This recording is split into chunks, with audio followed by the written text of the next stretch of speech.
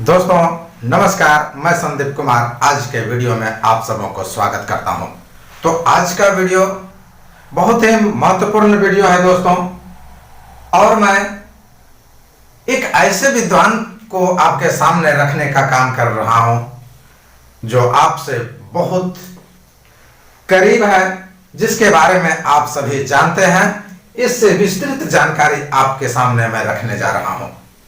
तो भूगोल के विकास में, जैसा कि हमने इससे पहले भी वीडियो दिया है कि भूगोल के विकास में कोई एक देश के विद्वानों ने, कोई एक देश के भूगोलवेताओं ने अपनी अहम भूमिका ही नहीं निभाई, बल्कि कई देशों के विद्वानों ने जो है भूगोल को आगे बढ़ाने में महत्वपूर्ण योगदान दिया है। तो इसी संदर्भ में मैं आज बातें करने जा रहा हूं। वो बातें होगी फ्रांसीसी भूगोलवेता विडाल डे ला ब्लास महोदय पर आधारित महत्वपूर्ण बातों की चर्चा होगी, जो फ्रांसीस भूगोलवेता विडाल डे ला ब्लास महोदय का जीवन काल 1845 टू 1918 एडी तक था। ठीक है, यानी 1845 से 1918 ईस्वी तक का इनका जो है इतिहास रहा है। तो इन्हीं पर आधारित महत्वपूर्ण वीडियो मैं आपको दे रहा हूं दोस्तों। तो हमारे वीडियो से जुड़े रहेंगे। जो नहीं जुड़े होंगे तो सब्सक्राइब करके सबसे पहले नोटिफिकेशन पाने के लिए जुड़ जाएंगे, और लाइक, सब्सक्राइब तथा शेयर करना बिल्कुल नहीं भूलेंगे। 20वीं सदी में महत्वपूर्ण भूगोलवेता फ्रांसीसी भूगोलवेता आए। इसके पहले भूगोल के विकास में जर्मन भूगोलवेताओं ने भी महत्वपूर्ण भूमिका निभाई थी। तो फ्रांसीसी विद्वानों के द्वारा भूगोल के प्रति जो कार्य किया गया, वह जो है भूगोल जगत के लिए अमूल्य निधि के रूप में जो है यह संचित है, अनमोल रत्न के रूप में जो है यह संचित है। ठीक है, और क्या है कि जो फ्रांसीसी भूगोलवेताओं ने भूगोल के प्रति विकास की जो रुचि देख रखी, विकास को गति दिया, तो इसके प्रेरणा स्रोत कौन थे, ये महत्वपूर्ण बातें होती है। एबी हम्बोल्ट महोदय, ठीक है, जर्मन भूगोलवेता एबी हम्बोल्ट महोदय मध्य अमेरिका की यात्रा के लिए आए थे, और वो पेरिस में रहने लगे थे। कहां आए थे? मध्य अमेरिका की यात्रा के लिए आए थे और वो पेरिस में रहने लगे। तो उन्होंने अपने लेख को प्रकाशित किया, और वो प्रकाशन जब हुआ तो उनके जाने के बाद जब वो लौट गए, लौटने के बाद क्या हुआ,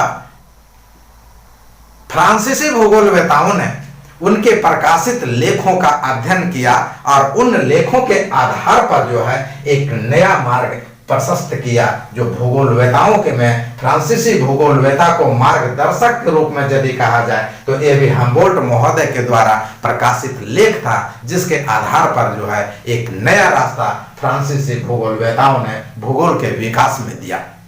तो जब हम्बोल्ट महोदय जर्मनी लौट गए तो उसके बाद में क्या हुआ, उनके प्रति जब जर्मनी भूगोलवेता हम्बोल्ट वापस लौट गए, तब जो है फ्रांसीसी भूगोलवेताओं में रुचि पैदा होने लगी कि ये तो चले गए, अब जो है भूगोल का विकास हमें करना है। तो फ्रांसीसी भौगोलिक विचारधाराएं आधुनिक भूगोल की एक आधारशिला रखी जाती है। क्या रखी जाती है?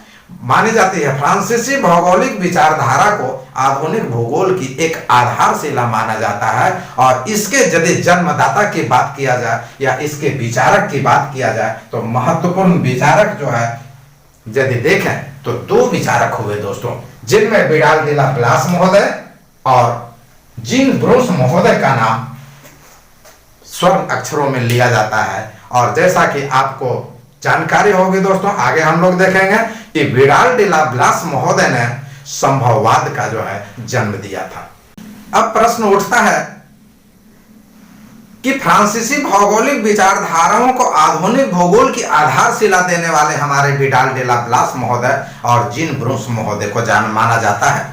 तो फ्रांसीसी और भूगोलवेता हुए कि नहीं हुए, तो इसे जो है मैं आपको दे रहा हूं, क्योंकि प्रत्येक परीक्षा में पूछा जाता है कि ये कहाँ के भूगोलवेता हैं, एकदम चूक हो जाती है कभी कभी। इसलिए मैंने आपको बहुत जो है मेहनत करके एक जगह इकट्ठा करके आपको देने का काम किया है, यदि हमसे और कुछ छूट गया होगा तो आप खुद ढूंढ लेंगे। तो फ्रांसीसी महत्वपूर्ण भूगोलवेताओं में यदि देखा जाए तो हमारे स्वर्ण अक्षरों में विडाल डी ला ब्लास महोदय का नाम आता है, Jean Brunhes, Demangeon, Blanchard, Lucien, Gallois, de Martonne, Cholley, Philippe Buache, फैबोरे, H Baulig, French Alps, C Siegfried, Jean Ancel, Garnier महोदय, ट्रिकाट महोदय और गेचेन महोदय, ये प्रमुख जो है हमारे फ्रांसीसी भूगोलवेता हैं। इसके अलावा यदि आपके पास और भी हो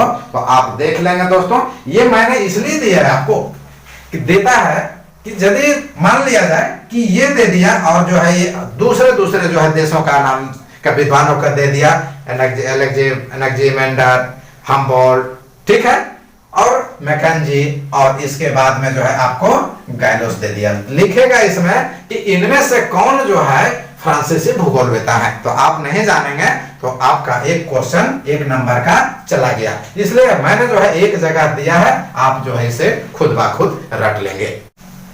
अब ब्लास महोदय से संबंधित महत्वपूर्ण बातों की चर्चा होगी दोस्तों। तो 20वीं शताब्दी के महानतम भूगोलवेता के रूप में यदि देखा जाए तो फ्रांस के भूगोलवेताओं में विडाल डी ला ब्लास महोदय का महत्वपूर्ण स्थान आता है। और इन्होंने जो है फ्रांसीसी विचारधारा को आगे बढ़ाने का पहला प्रयास किया, जिस कारण इन्हें फ्रांसीसी भूगोल के विचारधारक का संस्थापक के रूप में जाना जाता है। और इन्होंने भूगोल के विकास में फ्रांस में एक स्तंभ के रूप में अपने आप को साबित किया। इन महान भूगोलवेता के बारे में तो जानना स्वाभाविक है और आता ही है, बहुत महत्वपूर्ण टॉपिक है ये। प्रत्येक परीक्षा में इससे कुछ ना कुछ प्रश्न कहीं ना कहीं से आपको डाल देगा दोस्तों। तो आप इसे निश्चित रूप से जो है गहन अध्ययन करेंगे। तो फ्रांसीसी भूगोल के विचारधारक विडाल डी ला ब्लास महोदय को जनक के रूप में जाना जाता है, जिनके बारे में हमने पहले भी बतलाया कि 1845 ईस्वी में जन्म हुआ इनका और मृत्यु की चर्चा हमने जो है 1918 ईस्वी में किया था। और इन्होंने जो है ये जो जन्म लिए कहाँ लिए, फ्रांस के पेरिस नगर में लिए थे। और इनकी प्रारंभिक शिक्षा दीक्षा वही पेरिस में हुई। और जो शिक्षा हुई किन किन भाषाओं में हुई, इस पर मैं फोकस दे रहा हूं। तो इनकी जो भाषा थी वो लैटिन, ग्रीक, फ्रेंच और इटालियन भाषा में इन्होंने शिक्षा की प्राप्ति किया था मित्रों, ठीक है।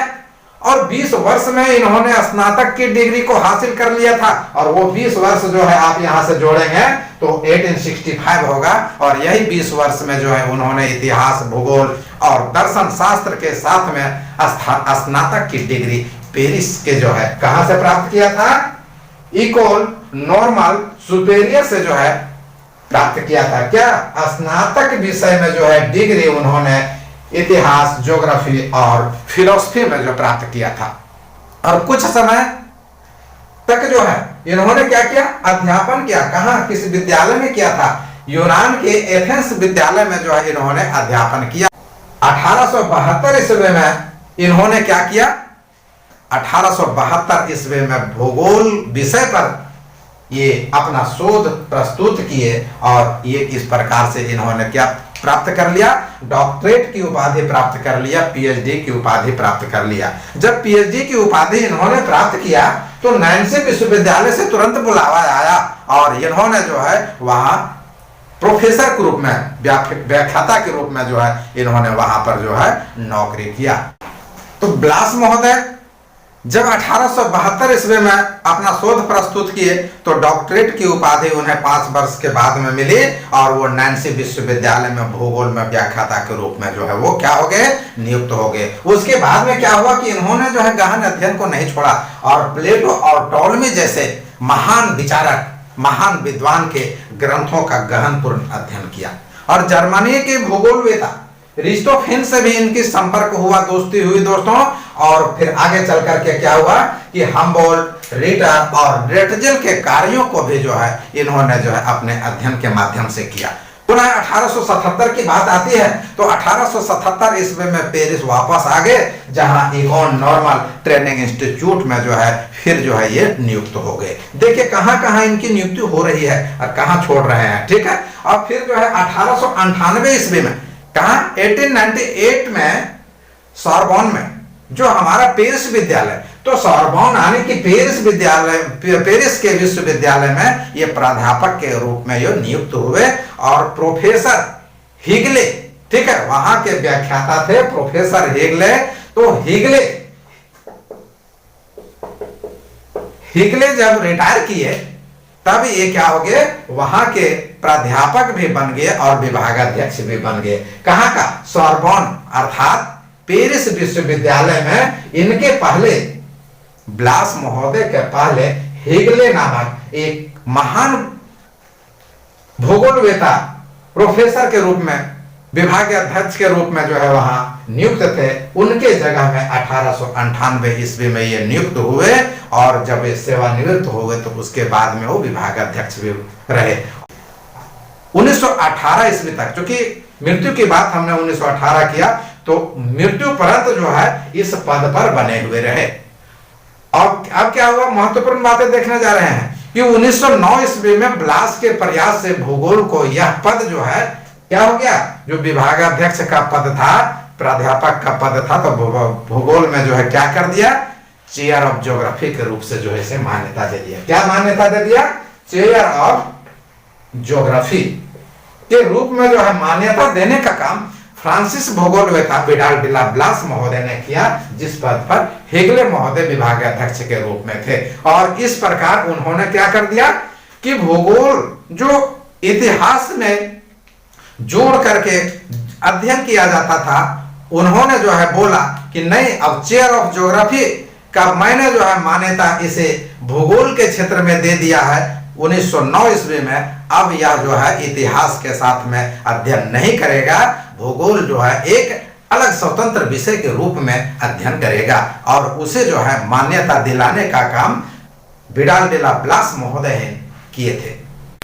अब इसके आगे देखते हैं दोस्तों, तो उन्होंने 20 वर्षों तक लगातार अध्यापन का कार्य किया। किसने, विडाल डी ला ब्लास महोदय ने। और एक नई ऊर्जा देने का काम किया भूगोल को इतिहास विषय से अलग रख करके। तो लंबे समय तक ये प्राध्यापक बने रहे। इस दरमियान में उन्होंने कई शिष्यों को पैदा किया, अर्थात कई उनके शिष्य बने, क्योंकि वो चाहते थे कि भूगोल का विकास इतना अधिक हो जाए कि ताकि फिर से जो है भूगोल एक अलग स्वतंत्र विषय के लिए जो अभी बुनियाद के रूप में खड़ा है, उसके लिए कोई अंकुश नहीं लगे। इसीलिए उन्होंने लंबे समय, जो 20 वर्ष की अवधि तक उन्होंने प्राध्यापक के पद पर रहा, उन्होंने कई शिष्यों को जन्म दिया। इस संदर्भ में WLG जॉर्ग महोदय ने क्या कहा है कि उन्होंने 20 वर्षों तक अथक प्रयास करके भूगोल के विकास में महत्वपूर्ण योगदान दिया। और इस संदर्भ में इतने लंबे समय में उन्होंने कई शिष्यों को प्राध्यापक भी बना दिया, यानी कि उनके चेले चपाटी कई जो है प्राध्यापक के रूप में काम करने लगे। तो इस संदर्भ में 1922 ईस्वी में WLG जॉर्ग महोदय ने क्या कहा है विडाल डी ला ब्लास के बारे में, वो ध्यान से सुनेंगे कि फ्रांस के भूगोल में सभी प्राध्यापक, जितने भी प्रोफेसर फ्रांस के भूगोल में आने, फ्रांस में जो भूगोलवेता हुए, वो या तो ब्लास के शिष्य थे, इसके विडाल डी ला ब्लास के शिष्य थे, या विडाल डी ला ब्लास के शिष्यों के शिष्य थे। और इसके बारे में क्या कह रहे हैं जॉर्ग महोदय ने कि विश्व के अन्य किसी देश में भूगोल का विकास इस प्रकार एक व्यक्ति पर केंद्रित नहीं रहा जैसा कि फ्रांस में हुआ। अर्थात कहने का मतलब यह है कि फ्रांस में जो भूगोलवेता को पैदा किया, वो पैदा करने वाला विडाल डी ला ब्लास था। और जो विडाल डी ला ब्लास के बाद उनके शिष्य बने, वो प्राध्यापक, और शिष्यों के भी शिष्य बने, वो जो है प्राध्यापक विडाल डी ला ब्लास महोदय के थे। और वो जो है फ्रांस में एक चमत्कारिक विकास किया, अर्थात जिधर भी देखो उधर जो है विडाल डी ला ब्लास के चेला ही चेला नजर आते थे। इस प्रकार जो है भूगोल के विकास में विडाल डी ला ब्लास महोदय ने अथक प्रयास किया है दोस्तों। तो उन्होंने जो है कई रचनाएं भी किया है, क्योंकि विडाल डी ला ब्लास महोदय एक प्रतिभाशाली विद्वान थे, प्रतिभाशाली भूगोलवेता थे, और उन्होंने कई लेख, कई पत्रिकाएं, कई पुस्तकें प्रकाशित किया था। इस संदर्भ में मैं जल्दी जल्दी आपके सामने रखने का काम करता हूं। तो पहला जो उन्होंने किया, यूरोप के राज्य एवं राष्ट्र, आप लोग यदि चाहें तो कॉपी पर नोट करते चलेंगे। पहला जो रचना थे उनका, यूरोप के राज्य एवं राष्ट्र, और इसका प्रकाशन 1889 ईस्वी में हुआ था। ये उनकी प्रथम पुस्तक थी। आएगा महत्वपूर्ण पुस्तक कि यूरोप के राज्य एवं राष्ट्र किसने लिखा। तो आपको जो है यूरोप के राज्य एवं राष्ट्र, ये जो है विडाल डी ला ब्लास महोदय की पहली पुस्तक है, और ये जो लिखा गया 1889 ईस्वी में जो है इन्होंने लिखा था मित्रों। दूसरा जो है इनका एनालिस डी जियोग्राफिया, जो शोध पत्रिका प्रकाशन जो हुआ, ये हमारा 1891 को हुआ। इसमें जो है भूगोल की सभी शाखाओं के बारे में विवेचना किया गया था। किसमें? एनालिस डी जियोग्राफिक में जो है भूगोल की सभी शाखाओं का जो है उन्होंने चर्चा किया था, विवेचना किया था, जिसका प्रकाशन 1891 को हुआ था। और तीसरा जो प्रकाशन था इनका, यूरोप के ऐतिहासिक भूगोल पर मानचित्रावली जो है प्रकाशित हुआ। यानी एटलस को जो है बताया इन्होंने, भूगोल के ऐतिहासिक भूगोल पर क्या किया, एक एटलस बनाया, ठीक है। और इसका प्रकाशन जो है इन्होंने 1894 ईस्वी में करवाया। फिर जो अगला प्रकाशन इनका था वो था फ्रांस का भूगोल। इनका प्रकाशन उन्होंने जो है फ्रांस के भूगोल का प्रकाशन 1903 ईस्वी में किया था। फिर जो अगला प्रकाशन हुआ, पांचवा प्रकाशन मैं आपको बतलाने जा रहा हूं, वो पूर्वी फ्रांस का भूगोल। क्या? पूर्वी फ्रांस का भूगोल। इसका प्रकाशन 1917 ईस्वी में हुआ। अब देखिए, अब मृत्यु के कगार पर आ गए हैं, क्योंकि 1918 ईस्वी में इनकी मृत्यु हुई थी, और 1917 ईस्वी में पूर्वी फ्रांस का भूगोल का प्रकाशन हो चुका है दोस्तों। अब जो हमारा छठा जो प्रकाशन हुआ, मानव भूगोल के सिद्धांत। महत्वपूर्ण यह सिद्धांत था, जो विश्वविद्यालय का एक ग्रंथ के रूप में माना जाता है दोस्तों। क्या था ये?